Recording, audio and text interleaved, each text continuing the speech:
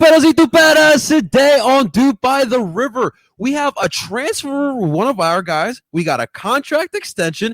We got a match to review. Obviously, we had the CCL last week. We're going to talk about that. And, of course, we're going to dive into Wednesday's match here at home against those pest soccer team, NYCFC. Ladies and gentlemen, don't you dare go anywhere because you do not want to miss this episode of DOOP by the River. Let's get this started, guys.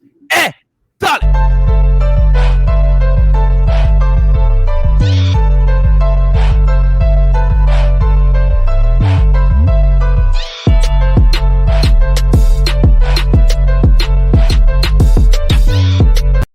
And that is right. Welcome, everyone, to DOOP by the River, the show where we follow everything Philadelphia Union, brought to you by Philly Sports Network. It is a Philly Sports doubleheader. Of course, today we are on El Parcero Phillies YouTube channel only because there is Flipping the Birds going on PSN. So shouts to all of our brothers and sisters over there at Philly Sports Network. Guys, before we move forward, we got a lot to get to, so let's get to the business at hand.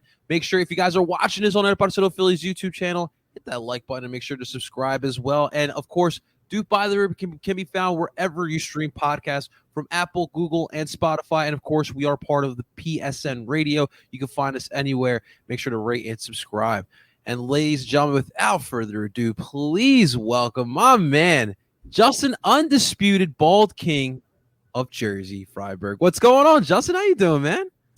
I'm feeling pretty good. You know, we got CCL to talk about. You know, yes. We'll see how. And we got a game to preview, and I'm excited about who we're bringing on to talk about it. Yeah, we got two guests, not just for Club America, but for NYCFC as well.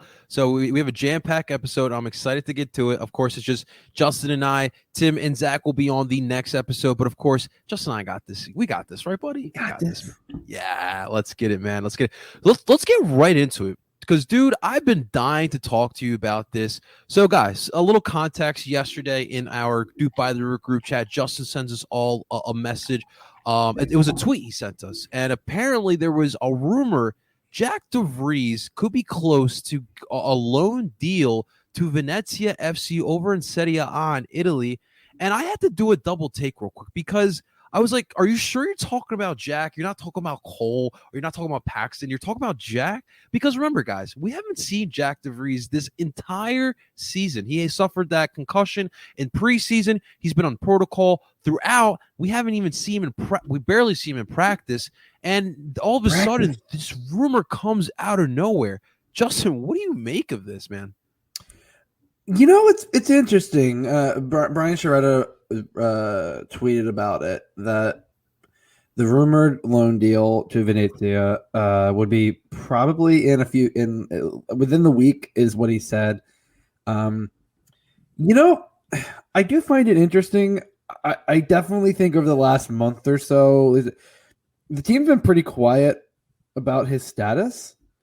Yes, like it's quiet. You know, like Anthony, like we know he's been concussion, but then like Jack kind of fell under the radar, and I was under the impression he was still through concussion protocol.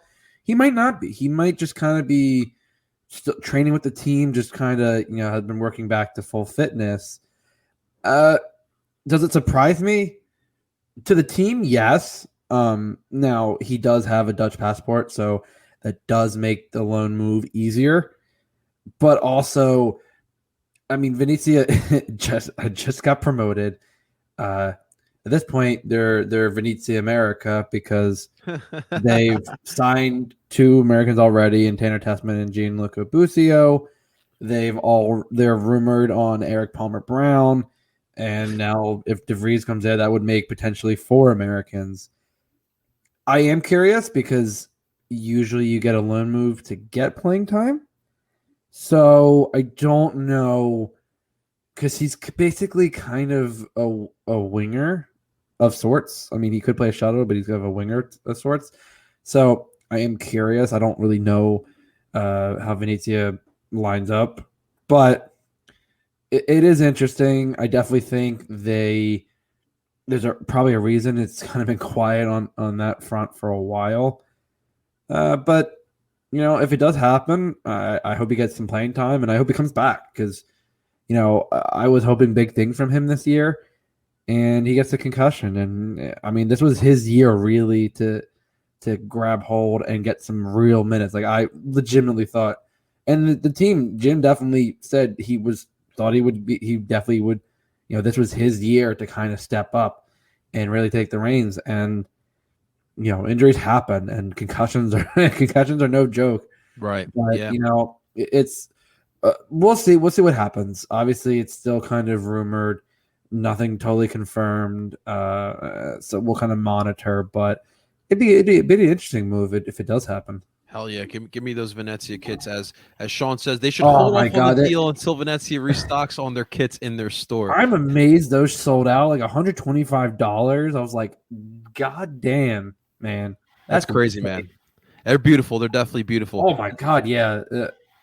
And of course, AK Gaming. He actually played last season. He got some minutes coming off the bench. I remember him coming off. I guess it was the NYCFC game during the whole bubble. But it wasn't very much. Yeah, it's that makes it even more interesting.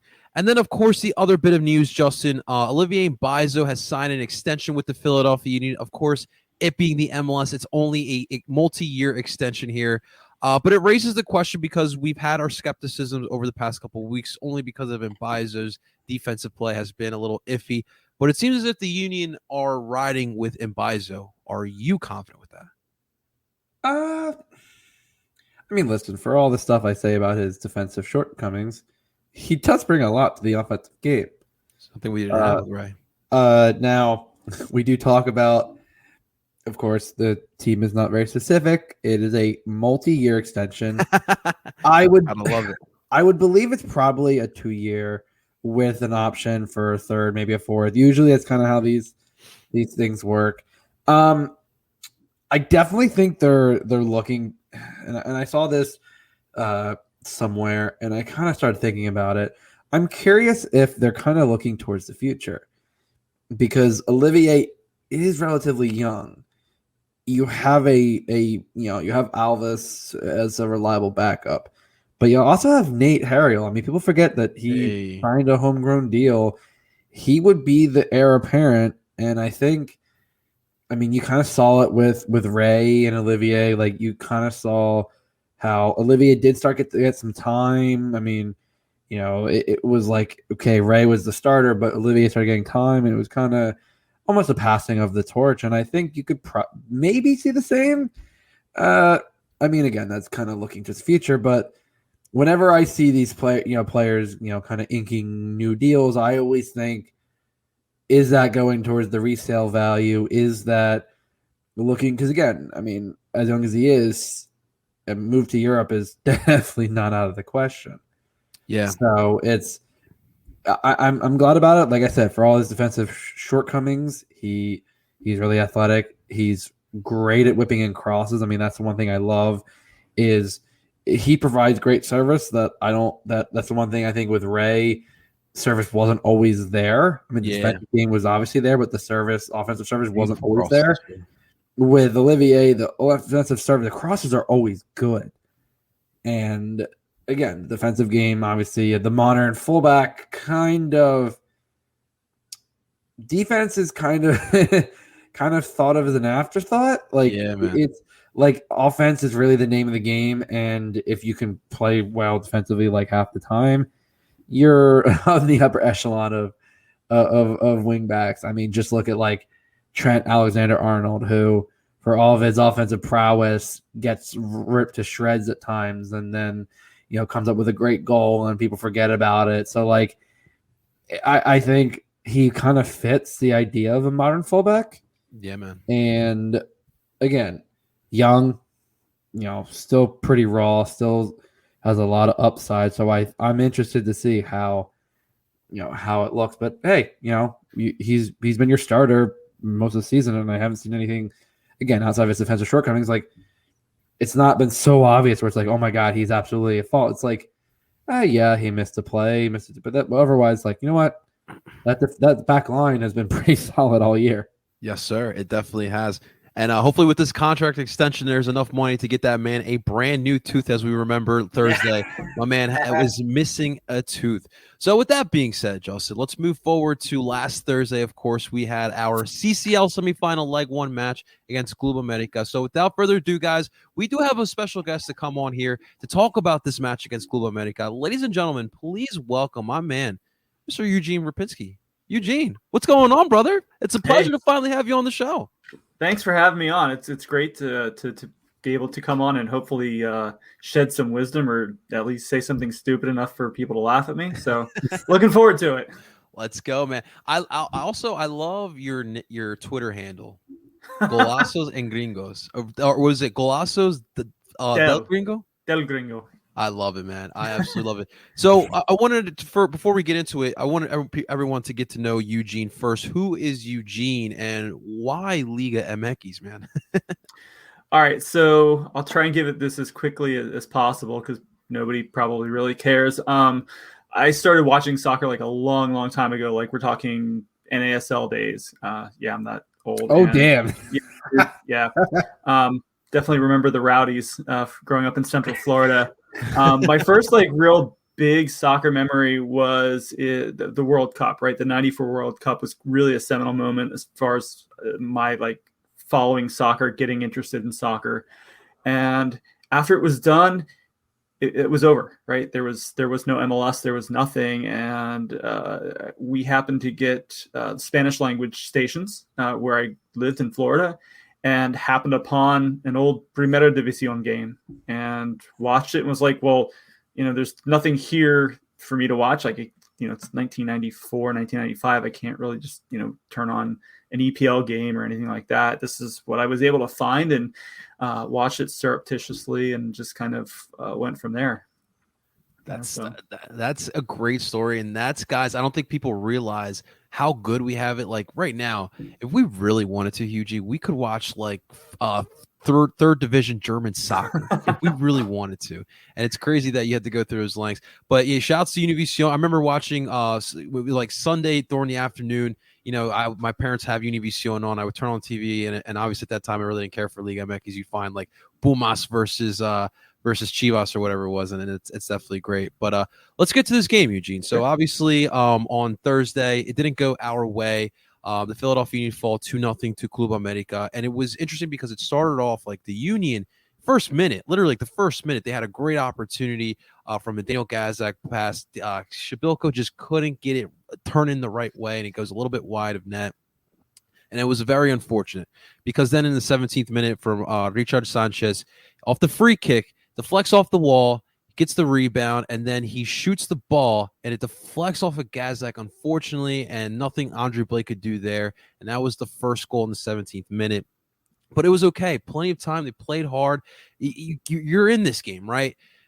Time goes on in the second half. We're in the 80th minute, and Jose El Brujo Martinez. We went through VAR. We did go through VAR, but it did draw a penalty kick. And unfortunately for us, Emmanuel Aguilar, he would knock that penalty kick right in. This isn't MLS. Andre didn't have a chance on that one, and that would be the final score. 2-0. The Union would walk out of Estadio Azteca. Definitely tough to lose, but you can't be too mad in this competition that we didn't even expect to be here in the semifinals. You're going into a stadium as prestigious as Estadio Azteca. I can't be mad. But Eugene, you kind of are the neutral. You live in the area, but obviously you cover Liga MX. I'm really, really curious what you saw last Thursday from both sides. Well, I'll try to remain as neutral as possible, but make no mistake, I'm definitely not rooting for America. I'm I'm a Union fan first. Hey. So I thought Philly played well. I thought, given the gravity of the match, right? Like this is the biggest match that they've ever played in the biggest arena. It's one of the temples of the world's game. I mean, the hand of God happened there, right? Like this is not, no offense to the riot in Salt Lake City or anything like that, but it's a far cry from that. So this is the magnitude of this game had to, for me as a fan, I'm just like, wow, this is this is crazy. I can only imagine what it was like for the coaching staff and for the players themselves to be out there. So, all things considered, I think a 2-0 loss really wasn't that bad. I don't think anybody should have expected the Union to go down there and win that game. I think a draw would have been a kind of miraculous result. I think you kind of expected to lose. I think the thing that's really going to come back, that might really come back to bite them though, is they didn't get an away goal. I think that might, I'm pretty convinced America is going to score when they come here. And I think that might, factor into it. And that kind of worries me a little bit. But all in all, I don't think they played bad. They had a couple of mistakes. You mentioned, conceding that free kick, I thought was not the greatest. I think Brujo drawing that penalty was not great. And then, you mentioned Shibilko's miss. I think there were a couple of other chances that they could have had throughout the game. But, all in all, 2-0 loss, not the worst position to be in. Yeah, I agree with you there, and it's curious. And AK Gaming mentioned something big. Obviously, I don't know if it'll take a miracle, but what Eugene said, this is a lethal team, and we kind of were talking about it off air. 132, 133 it more than likely are going to be filled up, and then I'm envisioning throughout the stadium it's going to be scattered with America fans. So that away goal definitely was hindering. I was hoping they could get that, and they had opportunities, but. Yeah, it's tough. And shouts to Memo Ochoa. I thought he played spectacular. I was. I want to give him credit. Come on. Listen. There was Memo's on a lot of U.S. men's national teams fans shit list. Mine included. There was that one. Was it like the late closing minutes of the match in the second half? He had a big save, and that really kind of sealed it up for Club America. So definitely, I'm gonna give him credit. I know you guys definitely don't want to, but Justin, what did you see on Thursday? Yeah, I mean, listen, I predicted, and I thought I was being really conservative on this prediction. I said 2-1 America, and I was hoping on that away goal. I was saying, maybe it's a late goal that they kind of like sneak, and you know what, you've got that away goal and you can pocket, but still 2-0. Again, Eugene hit it on the head. You're playing in literally one of the most iconic stadiums in the Western Hemisphere. I mean, the history behind that stadium, the amount of times the U.S. men's national team has gone there and failed to get a result. We all know the Michael Orozco scoring the winner in a friendly is like that's everyone. That's like, oh my God, we finally did it. Michael Bradley, Chipping Ochoa from basically midfield, like that's the stuff that the dreams are built on, and it's an iconic stadium, and yeah, there's no hyperbole. That is the biggest game the Union have ever played in. If anyone tells you otherwise, they're lying to themselves, because if you had said that the Union would be in a CCL match in one of the biggest stadiums in this side of the world against one of the biggest clubs on this side of the world, I would have called you crazy. Again, that's also saying, that the Union wouldn't have won the Supporters' Shield. Like, there's a lot of things that, like, there's no way in hell this is going to happen.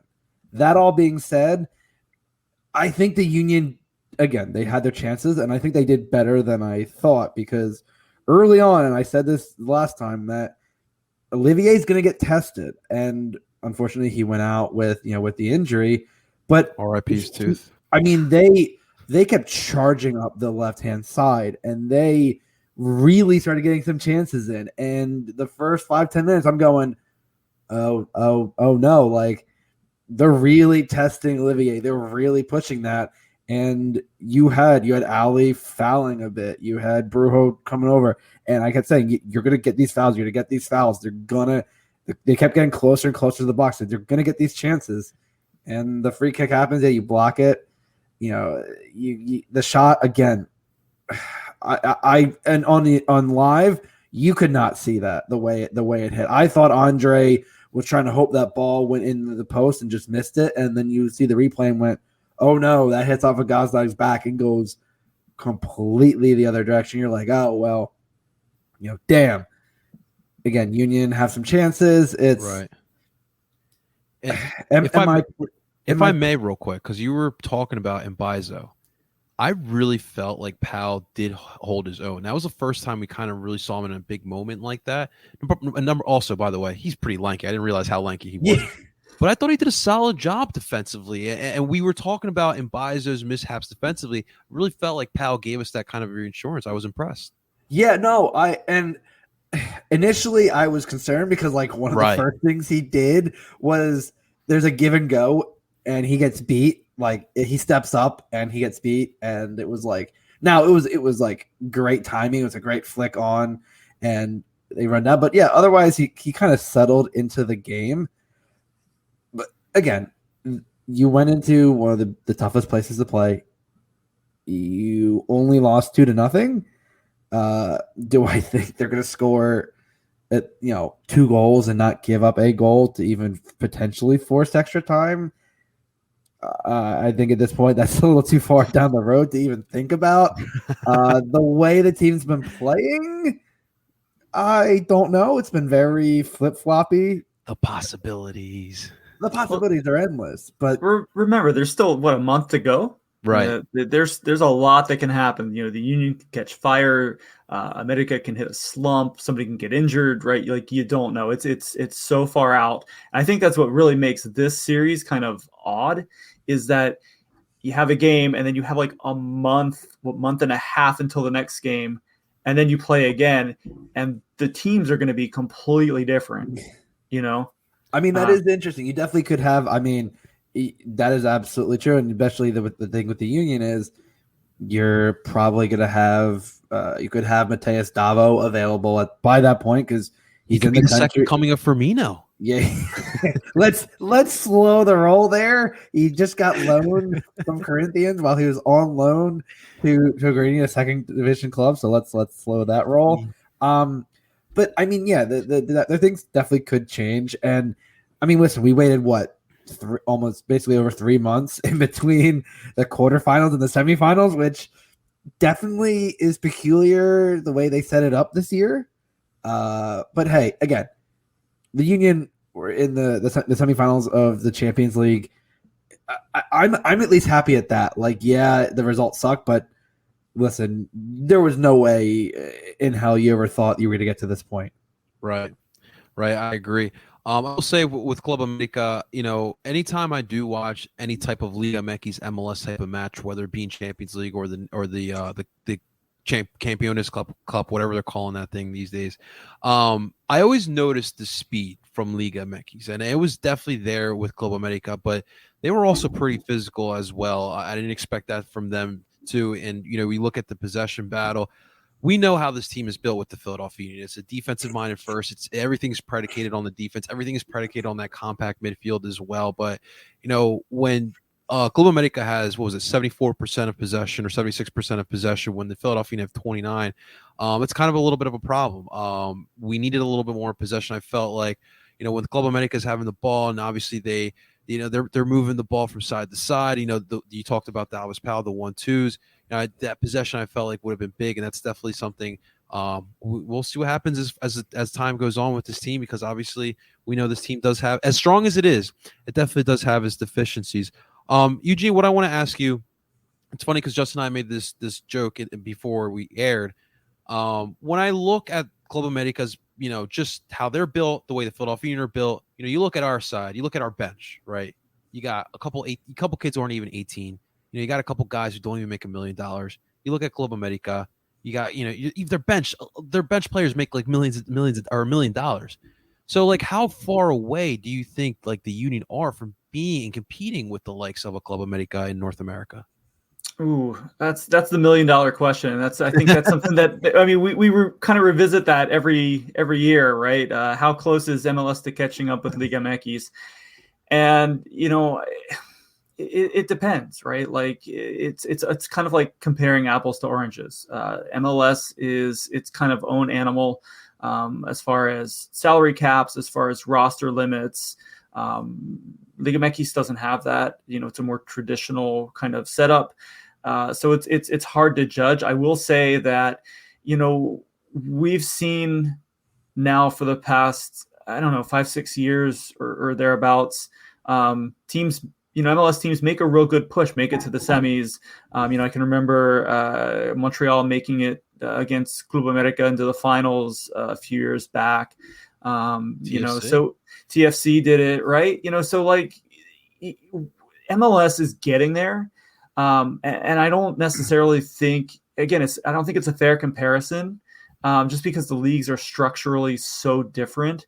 And I don't think really that fans, and I know this is so hard to say and so hard to kind of take, but I don't think fans should really judge the worth of their league on how they do against another league, right? Like, yeah, like it's good to see kind of how you measure up, but at the end of the day, these things aren't the same.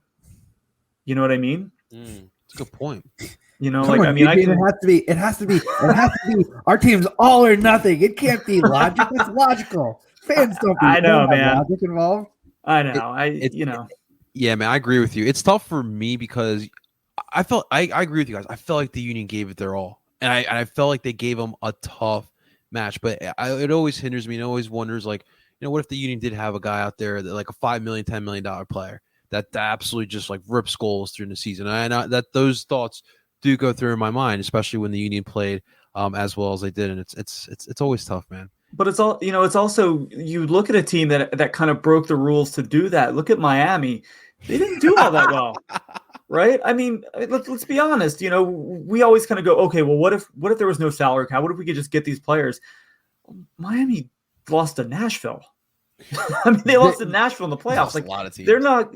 I don't think they would do anything of note in CCL. God, no! Are you kidding me? No, I mean, and I'm not like trying to like dog them out, but it's for me, it's just like I don't think it's a fair comparison. I think it's obviously, yeah, that's the tendency, that's the nature of it, to go, how are we what can MLS do to kind of conquer that beast? What can they do to win the Champions League? And yeah, that's a fair question, but I don't think you should judge the worth of MLS solely on that. I think MLS has done a lot for soccer in this country and for CONCACAF. Let's not forget that it a lot of players from Caribbean nations and from Central American nations get opportunities to play in MLS, that they wouldn't necessarily get at playing at home.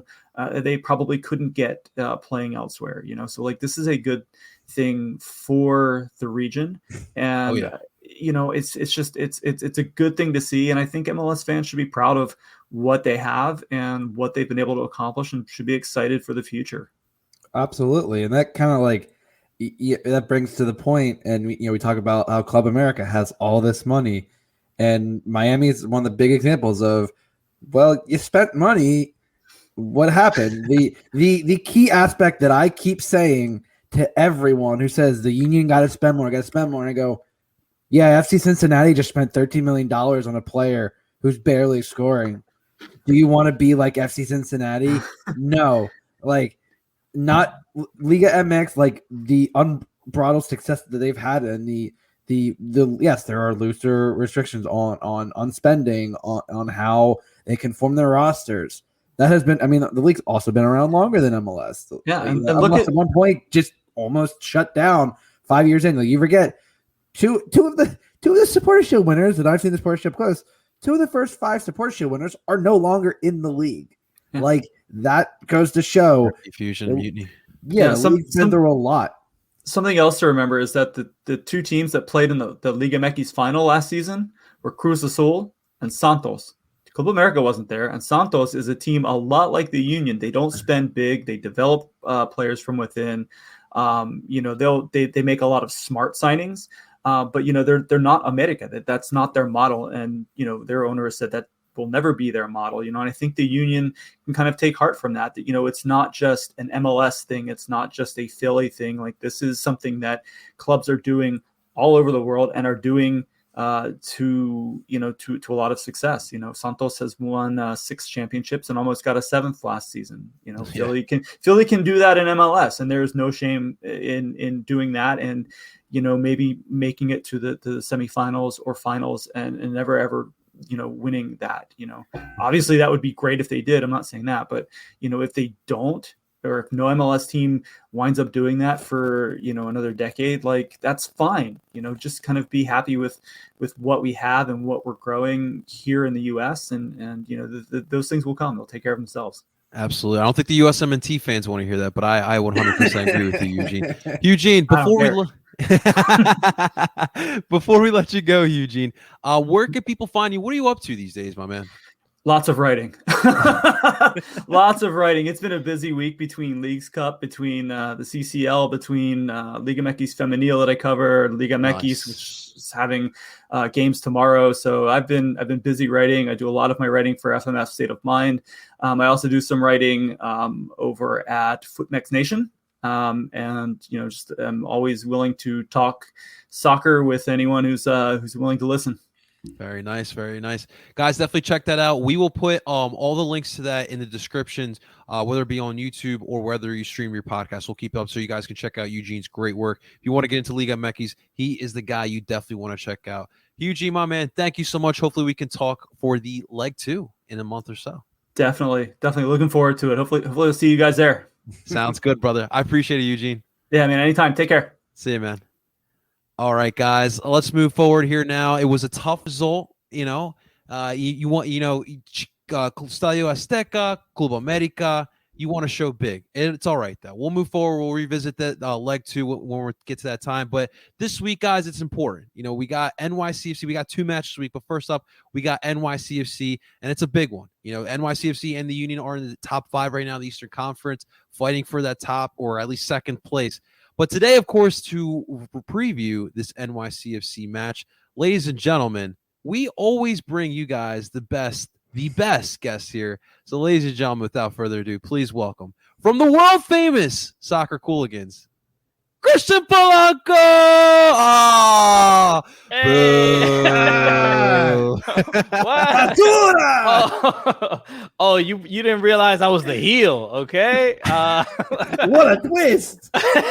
My man shows up with the NYC. He's coming right. He chose anger here today and violence. Let's go. What is good? Thank you so much for having me, guys. This is my second time on. Third? This is your second time. Second time. This is your second absolutely honored. Thank you so much. No, we thank you, man. We thank you, man. It's crazy. You guys are always killing it, man. And now, obviously, we don't know exactly if we are back in real life. Obviously, we have a Delta variant around the corner, but you guys have been killing it with the stand-up.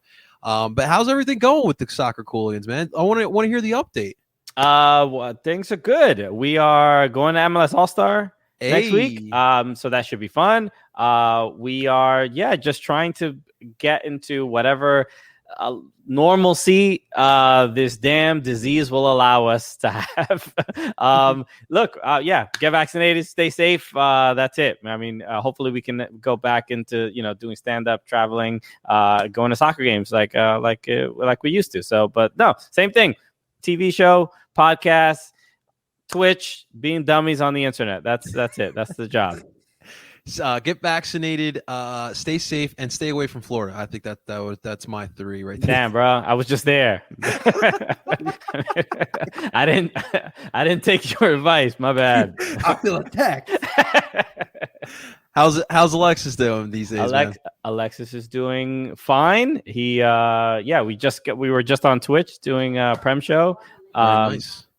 Whenever I say Alexa goes off. So that's whenever you ask me about him, just expect to hear pick one. A lady's voice in the background. I don't know what you hear it, right? I don't know if you hear it. Alexa, she's about to play Suavemente on stop. Done. Boom. No more questions about my co-host. Sounds good, my man. Sounds good. Well, let's get to it, man. NYCFC. Listen, you guys have kind of been on a tear as of late. You guys are 6. You haven't lost in 6 games. It looks pretty good. Ronnie Dyla seems to have a dial on this team. What has been working so well? With was that intentional? That pun? Dyla is dialed in. Is that what you're trying to say? I gotta applaud you if you did that on purpose. I got a couple up my sleeve, little puns here and there. Yes. NYCFC have looked incredibly sharp the last couple weeks. Should have probably won some of those games that ended up in draws, especially that one against Toronto, which is like we up 2-0 and end up in the game ends 2-2. So some frustrating ties that felt like losses. But look, I gotta say, I would say New England Revolution, Seattle Sounders, and then NYCFC, hottest teams in the league right now. Okay, I don't think that's up for too much debate. NYCFC have looked really good without the super duper stars of some of the other teams, like big name DPs. Ronnie Dyla is dialed in. I'm quoting Zapata, and he has kind of figured out two things that have been impressive. Not only are kind of the usual starting 11 playing well, but even the subs, even when he changes the roster a little bit, even when he changes the formation to have 3 at the back instead of 4, they still get it done. So it's been an impressive couple weeks, I have to say. What makes Stylus so good? Because I mean, remember he's coming from Dome Tehran, and then he's got to come in here. It's a tough process. What makes him so good, though? I think I think NYCFC intentionally, so when he first got there, he didn't have a great start, right? He lost a bunch of games. People were not happy with the hiring, and then after the MLS's back tournament, I think the team just had time to adjust to his style of play, but also NYCFC and frankly, City Football Group only bring in managers that kind of already have a similar style of play. And they, if you see it at Manchester City, and if that's the top level of style of play, the rest of the City Football Group teams are just doing that on to a lower degree. And that's I don't think, not that I don't want to give him credit, but I think there's kind of two things. I think he already had a style of play and he just needed to get to know his players. But then he's also brought in a lot of players that he's familiar with that played in Sweden, that played in just Eastern Europe. And the guys, obviously Anton Tinnerholm, who was there before he got there, but Malte Amundsen. There's just a couple of these guys that are they just got there and it looks like they've been playing with the team for 6-7 months. So I think now that you're starting to see some of the players that he's familiar with, and that already kind of have that style of play, it's just working out. The players that were there even before Ronnie got there were pretty good. NYCFC was in a pretty good place when he got the team, and so there wasn't too much he even really had to tinker with. Okay. Very interesting to see. Very interesting. He's no Jim Curtin, but he's doing all right. He is not. Jim Curtin. He's not the drip king, but this is every time NYCFC play Philadelphia Union, it's like that what is it that the image of why am I forgetting his name? But the dude holding the gun crying. That's kind of that is me whenever I NYCFC play. I love you, Jim. Listen, no one can rival the drip king. Let's be honest. No, Jim Curtin. I watched the Champions League match, and it was frustrating, man. I'm rooting for Philly there, man, because I really wanted them to. It's tough, obviously, playing in Mexico and in the Azteca. So, but I must say, in the rain, my man was rocking the black and white dunks. He made it look real nice. And that jacket, that was bomber jacket. That was nice. That bomber jacket. I'm like, damn, I might have to cop that. No, he is like a mailman, just in the rain, sleet, hail, or snow. The drip is coming. There's no excuse. Nothing stopping it. Doesn't matter. He doesn't dress for the weather. He dresses for the drip. Okay. United States Drip Service. Okay. That's where your tax money's going. All right. It's funny because Union fans thought that Brendan Aronson and the Mark McKenzie money went towards the youth academy. No. Went to Jim's closet. Okay. And speaking of Brendan Aronson, you saw that goal he scored today? Woo! Listen. We produce winners. That's how Philly works, dude. Actually, Brendan is from the town. Justin was living in Medford for a while, and then did you see the Aronsons at all, Justin? We never even talked about this. Papa Aronson and everything. Medford is a relatively small place, but there's a lot of wooded areas. He was closer to Shawnee. I wasn't too far from Shawnee, but no. Okay. But no, listen, everyone knows in that area. Everyone knew who they were. It's the Aaronsons. Now he's knocking in goals for Salzburg. Look at that. Love it, man. Justin, I want to ask you. So look, there's been a lot of talk of Gazdak, and I wanted to get your thoughts on this. For me, it seems like we talked about this before. It seems like he's more of a Borek Dochkal type of cam there, where not more like a Marco Fabian. We all would like a Brennan Aronson who does a little bit of both, but those don't come, every now and then. So, how do you feel about Gazdak's role with this team, man? I personally love it. I mean, I think people want this go attacking midfielder that is going to shoot from anywhere, like Marco did, and that is willing to put in the hustle. And Gazdak does have some pace. He's not slow by any stretch of the imagination, but he's definitely more of a he's more of a Dochkal. He's more of the pull the strings. And don't get me wrong, he's been feeding some great passes. Yes, sir. Our unfortunately, we're just not putting them away. Like, he's providing great chances, they're just not putting them away. So like, people put it on him, and he's doing a pretty good job of giving the opportunities. But I mean, at some point, would I love him to take some more shots? Yeah, but also if you can slip in that through ball for a better chance on net, I mean, wouldn't it hurt to at least try? So I like, and also again, people seem to forget he was here for one game, went with Hungary to the Euros, got a slight knock, came back as a precaution, waited a little bit to get a start, didn't get his first real start until the Nashville game. And so he's been here really about a month and a half. So like, again, I keep saying this to people, and people don't seem to understand, not every midseason signing is going to be a Nico Ladero. Like, that just is not how it works. Midseason signings statistically just do not work out until the next season, because it takes time to get acclimated, because a lot of these players are either finishing up seasons or they're in the off season of their season. So there's a little bit of a leeway, but like, get off the guy's back. All I gotta say, let's slow everyone's roll for just a little bit. Well, this sounds like a reasonable Philadelphia Union fan. What kind of show is this? You missed the wrong. Listen, Christian, you missed the wrong one where I've gone off. This is common reserve, Justin. That's a rare occurrence. I mean, I haven't seen that much of Gazdag, and so far, I mean, the beginning of the season was pretty strong for the Union, and then it really did seem like the leading up until the CCL match, it was like, we got to prepare for the CCL match, changing lineups a little bit. Let's make sure nobody's we don't have any injuries, so we can prepare for that game.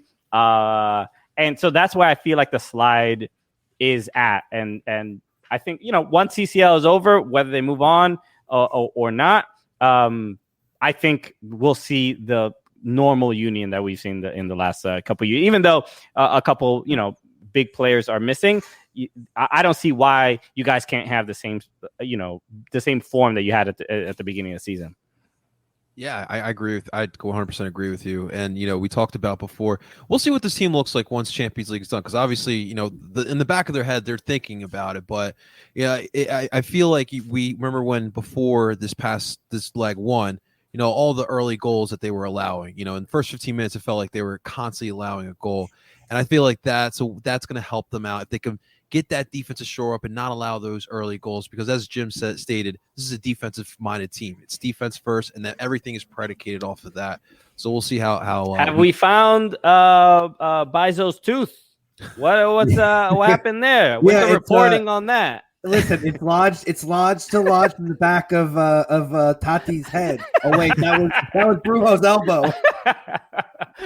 Pretty much. Man. We were talking about that because he got an extension today. So he got an extension. I'm like, with that money, he's gonna get that tooth fixed. You gotta, hopefully dental is a part of the plan. That's tooth money, my guy. I don't know, sugar you got man. some walking Sugar around man. tooth money now. Whoa, you didn't have to come back with a gold tooth, bro. Is that covered? Is that part of the plan? That's the premium plan, my guy.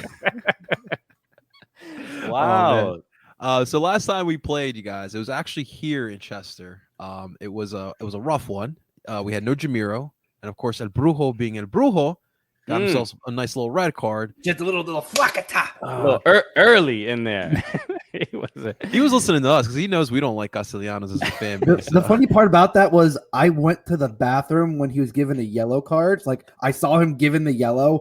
I went to the bathroom, came back, and everyone's complaining. And I'm like, what did I miss? And they're like, he got a red card. And I'm like, what the hell? Bro, he got upgraded to first class in the locker room. Like, head over there. Got some of that hot water early. No, you know what? NYCFC against Philly is always a fun match. For the last couple, the last like 2 years, we've sort of just kind of had your number. Philadelphia Union always seems to struggle against NYCFC, and most, I was just at the game against Inter Miami, and it's the possession can frustrate a lot of teams. Teams that this is, and I'll give credit to NYCFC. I feel like this year they've made a bigger commitment to a high press, and they can get the ball back. They're causing teams to make a lot of mistakes.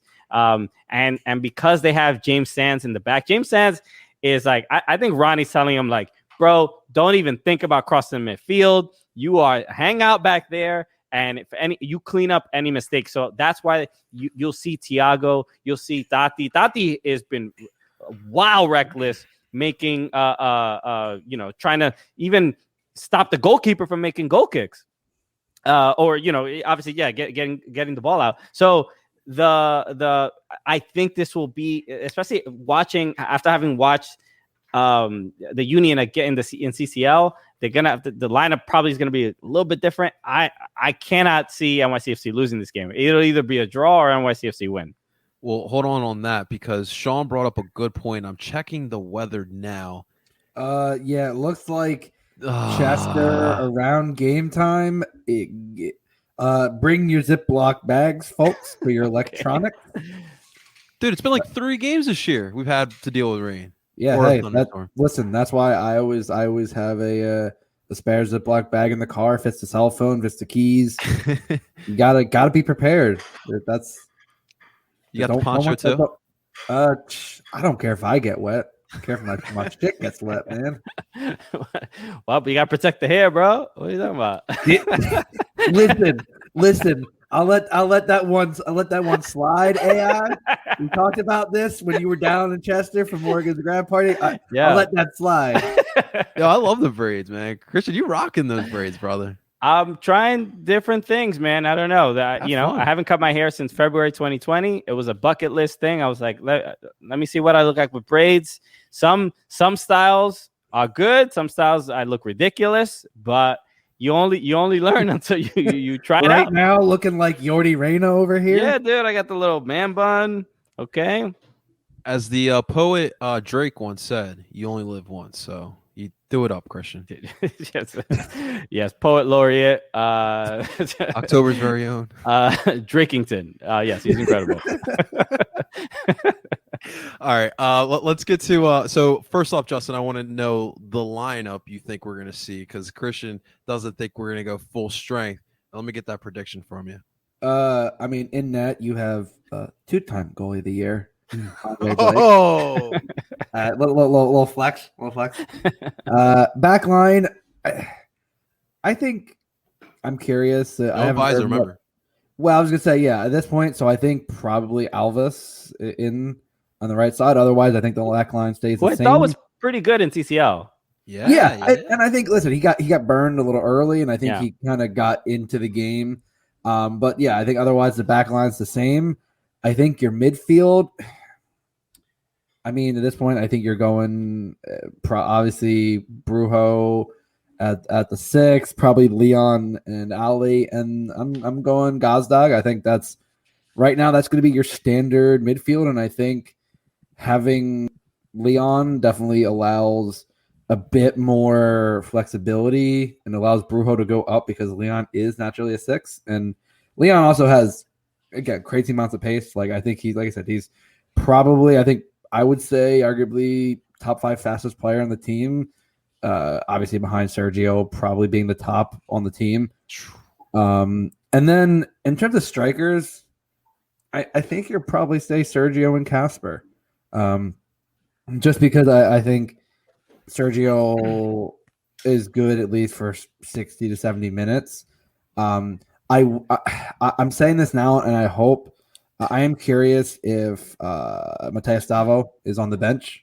Because obviously he wasn't on the bench for CCL, but I think given the time frame of he's on the roster, but given time frame of him traveling, I think it obviously makes sense.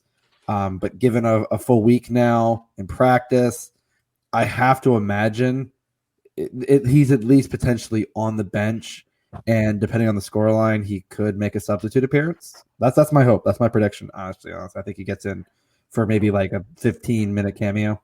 When are you guys gonna unleash Paxton Aronson on this damn league?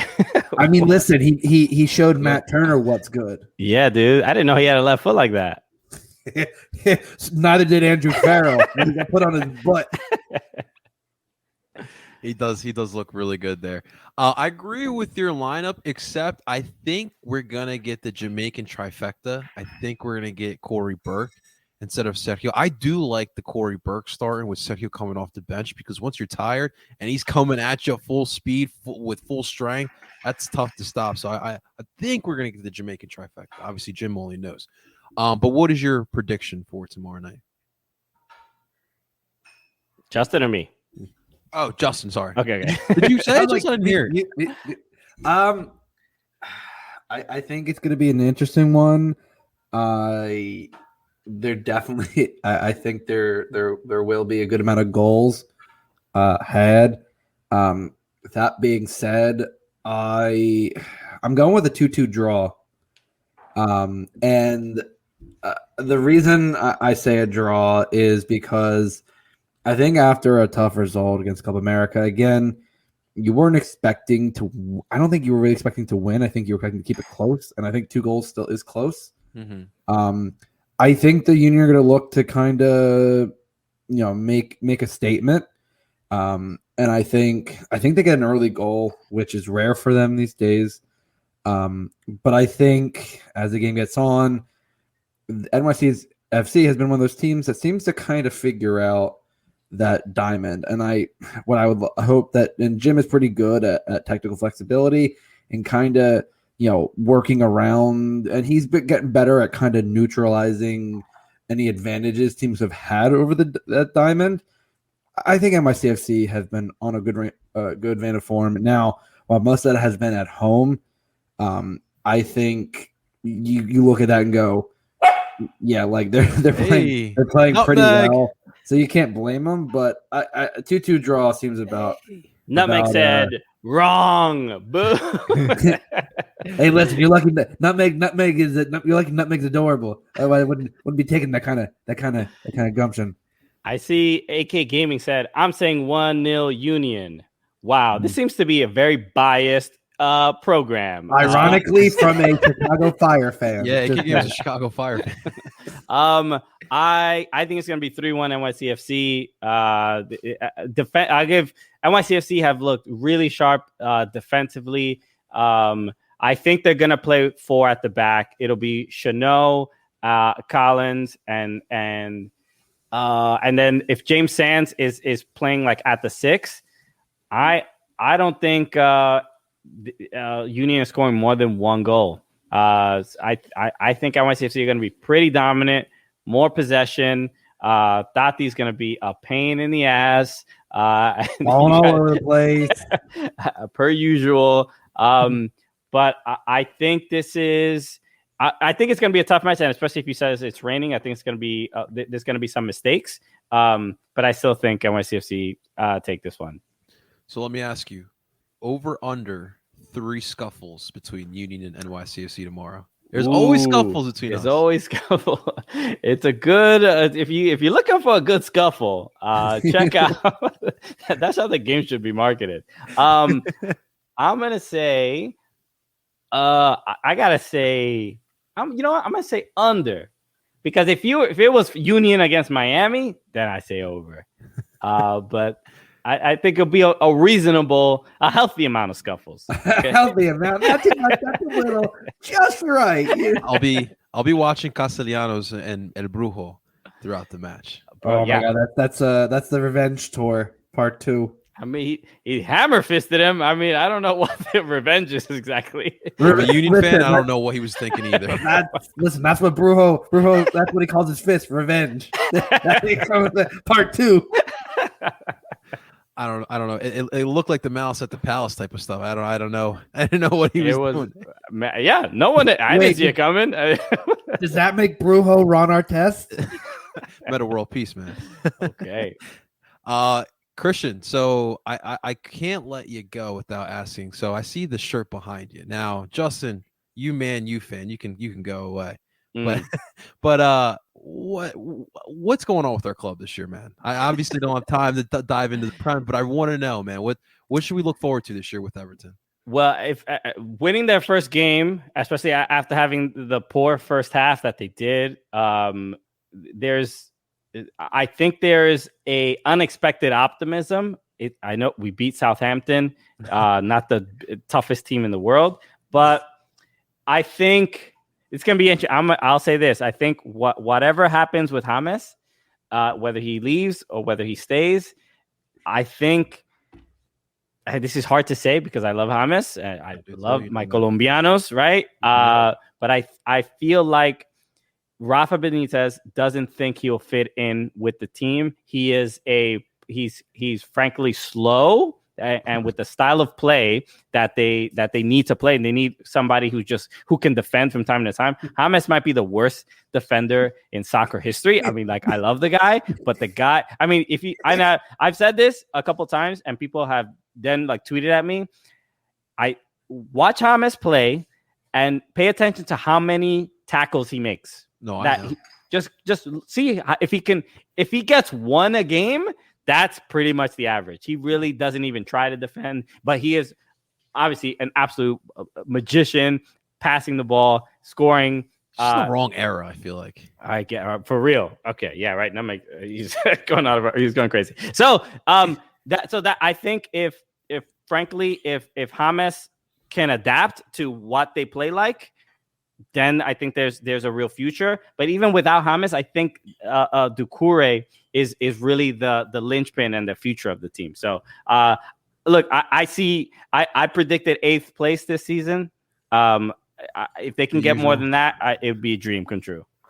Oh man, that would. I do think he does leave. I just feel like Italy is like the perfect place for him. I mean, you know how they play out there. I just feel like that would be. Because even nice if he wants to be the Colombian Pirlo didn't play defense. He had the guys at Juve risking their lives to get the ball back, and Pirlo just passed to whoever needed to. So that's who James needs to be, and he needs a team like that around him. And Everton, I just don't think are. 2 more questions. Number 1. You're pretty neutral when it comes to. I thought you just say you're pretty. Okay, I agree. Christian, hey, stop there. Say less. So you're pretty neutral. Cheesesteaks or chopped cheese? You're not talking to the wrong person. This is a very. Wait, you know who you're talking to? Is it a? Can I just say I hate both? What do you want? No, no. I. It's weird because they are essentially, in my mind, my fiance is a nutritionist. I like eating healthy things. These are not things that I would go to if I could only eat one thing in each particular city. Neither of these are my first. By the way, I said this to her. Jewish nutritionist is the biggest contradiction statement ever. A nutritionist, as they say. Just came up with it.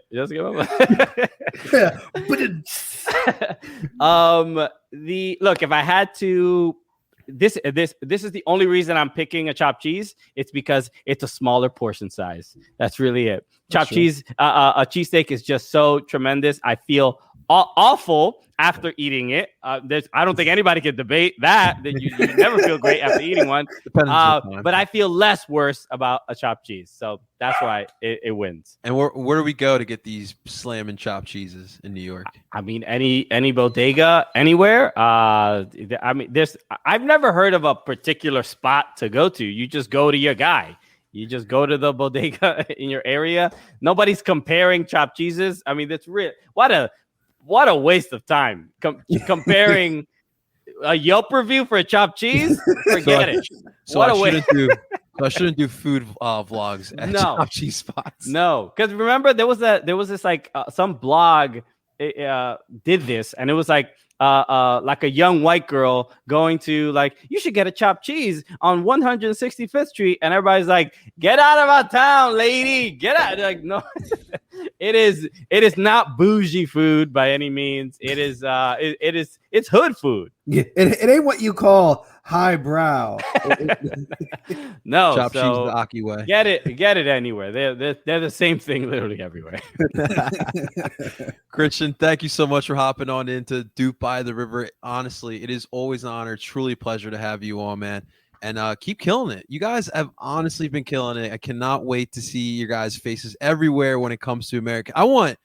When you think of American soccer, you think soccer Cooligans. That's the plan, man. So thank you so much for having me. Yeah, this is always a pleasure. Happy to hop on anytime. Justin also crushing it in Gully Squad all the time. I love the support. Appreciate it. We have watch the show on Fubo TV every there you go. Every Thursday, 7 p.m. Eastern time. We have Jessica Smetana from the Levitard Show this Thursday. And we're going to be doing a bunch of fun stuff at All-Star. So yeah, tune in. There's going to be the next couple weeks. Self-promotion. That's not why we brought you on here. Okay. I have zero shame. So that's why. It's I don't know. It's one of my gifts. I don't know what to tell you. I think nobody needs to go out. I think he's crying. He's like, get off the show. Thank you so much for having me on, guys. You guys are always crushing it.